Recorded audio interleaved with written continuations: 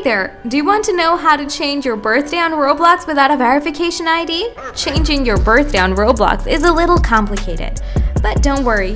Here I'll show you step-by-step process that will help you to change your birthday within 24 hours. So let's get started.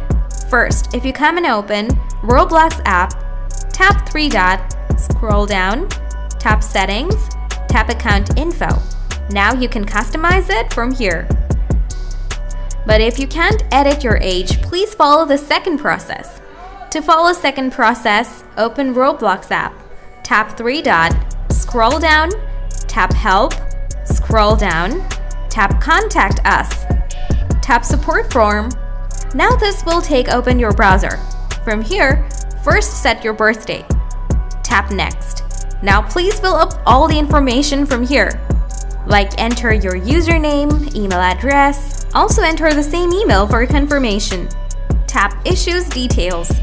Choose your device. Tap Type of Help category. Tap Chat and Age setting.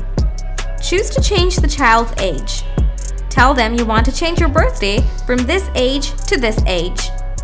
You can write the same things as I wrote here. Tap Submit. Now this will vary you.